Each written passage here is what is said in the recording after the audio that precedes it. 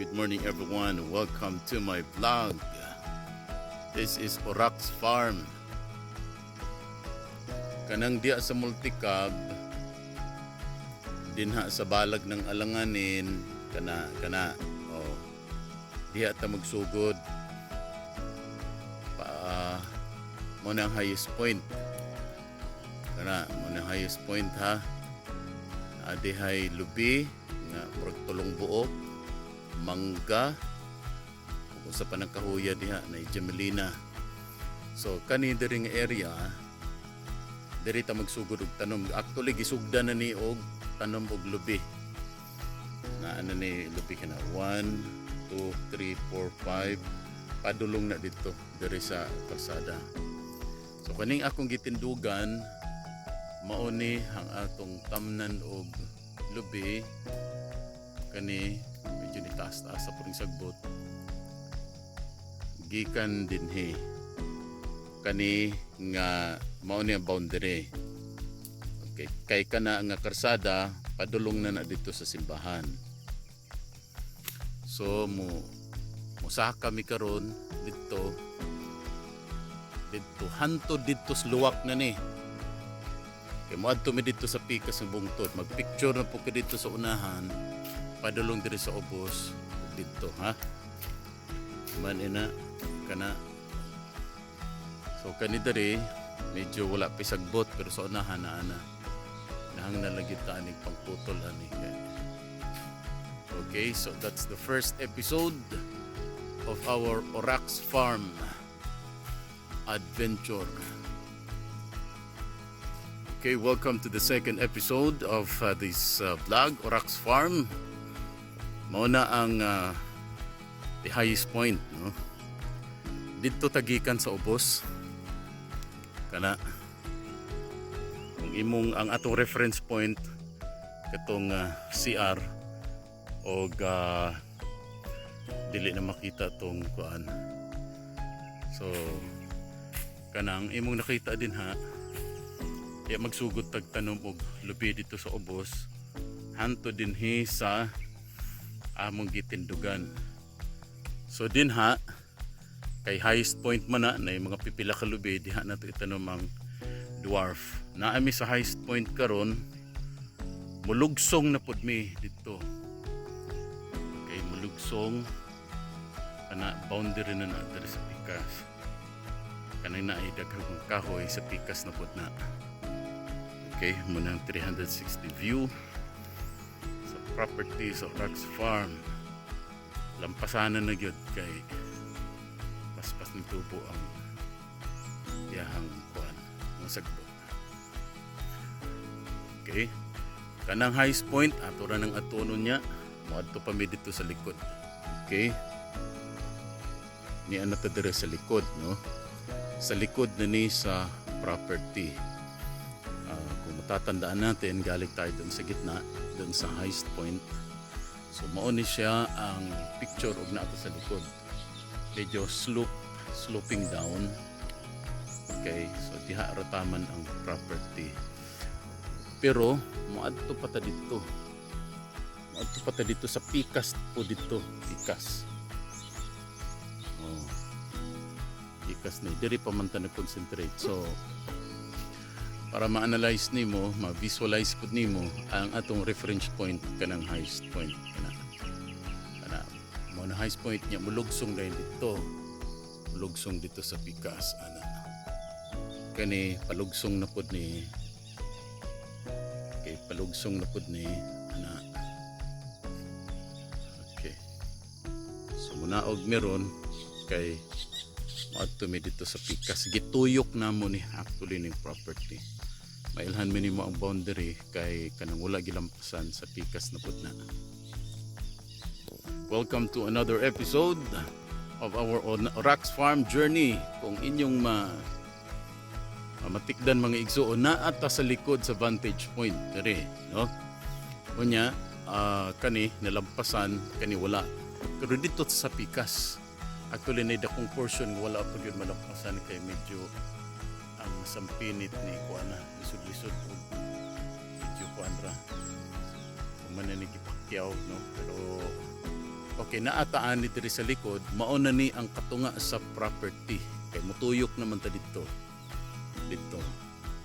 mutuyok ta dito. So espesyala na to og bisita ng vantage point unya atong tanawon kung saang mga kahoy nga naa, kung saang location, pila ka lubi diha murag tulong buok man siguro akong nakita. Pila? O 5 ka puno nga lubi din ha. Tapos na mangga nga ang buto kung sa nang mangga ha, masig mango na siya nga mangga. Oh. So mao na siya dito tagikan ana dire. Okay, so mulugsong sa mi dinhi kay lilio na mo, so mao ni sa pikas na pud ni nga bahin mga igsoon. Okay, another episode to Orax Farm na ana ta diri sa likod, no. Okay, kung sloping down kay mao na ang natural boundaries din ha mga igsoon. Inyo mamatikdan nituyok ko kay nituyok.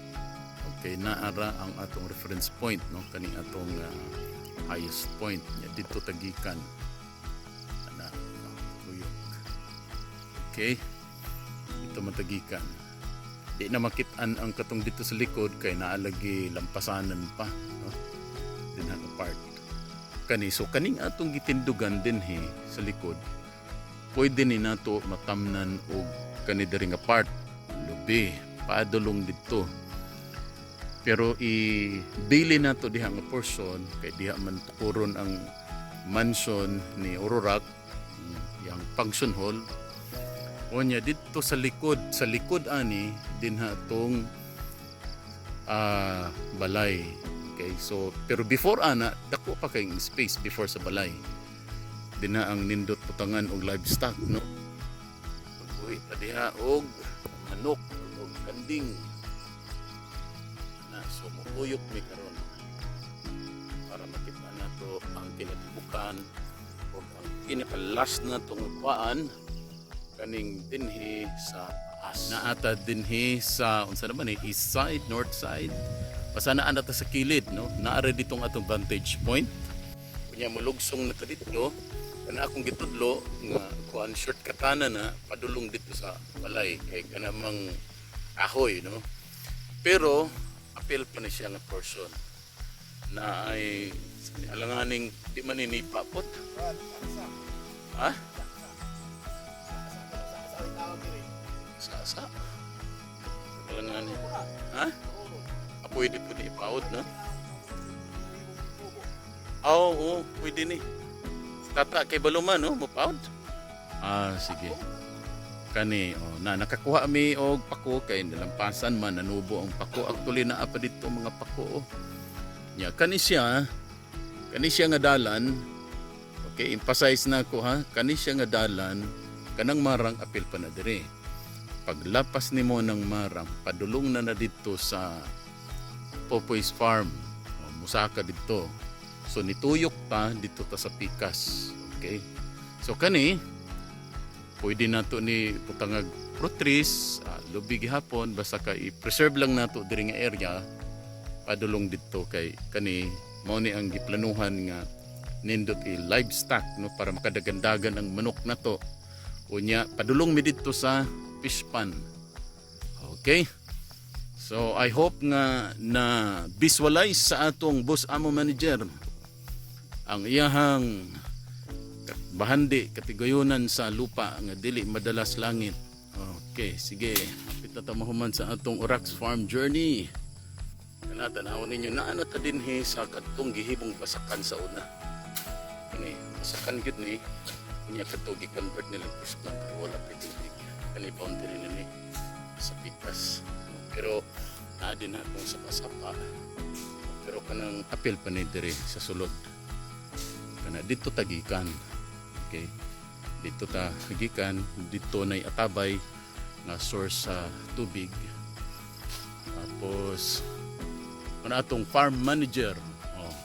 Dito na i-shortcut dito. Okay, na ditong Jamelina, na nangka dito nga nitubo, saging naka-harvest na sila kahapon. Nindot ka tuara dito ang balay. Okay? Mutuyok ta karon dinhi sa entrance. Mao ni ang Mao na ni ang dinha sa entrance. Okay? Tapos naa dihang balag ng alanganin na itubo ana gilampasan ang mga ay saging no ug mga lubing nga gipantanom. So ang atong mission karon makapalit gyud ta og grass cutter tungod kay kinahanglan ma-maintaining property kay para malipay atong bus amo manager ato na ginatuyok ni kung inyong tanaw na adiri ang fish pond actually mao na ni boundary na adiri ang sapa kani.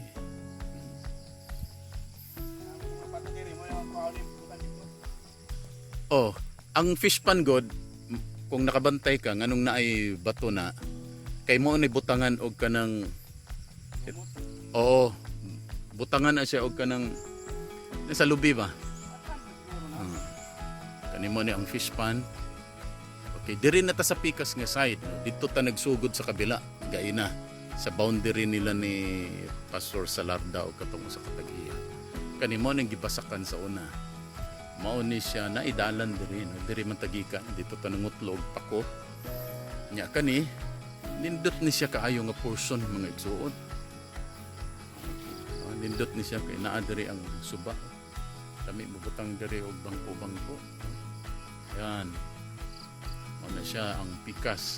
So kato ang balay ni kahoy ni diha nga portion kani maninindot po buhian og kanang mga manok unya diri kanding area kana gipangtamnan na no og mga saging ni Pastor Hangalay courtesy of Pastor Hangalay. Maraming salamat sa pagtanim ng mga niyog gipalibutan ni pero kulang pa gyud kaayo kay sayang. So mao na ni siya ang portion sa pikas kay kung magbaktas tag hinahinay kay moadto pa mi sa ano mao na dinhi ang entrance. Okay. Okay. Dia entrance diha tagikan. Tapos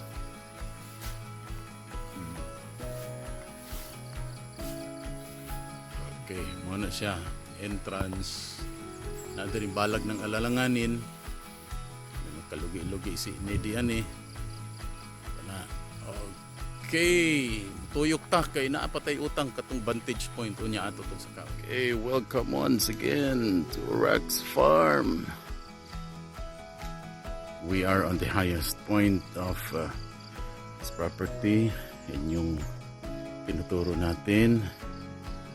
Yan yung natural boundary sa kabila. Okay. Tapos nandun yung bahay. Yan. Dito yung boundary. Yan, pababa. Okay. Napakalamig. Tapos kita niyo yung kawayan. Yan. Yan yung boundary naman sa kabila. Paikot doon.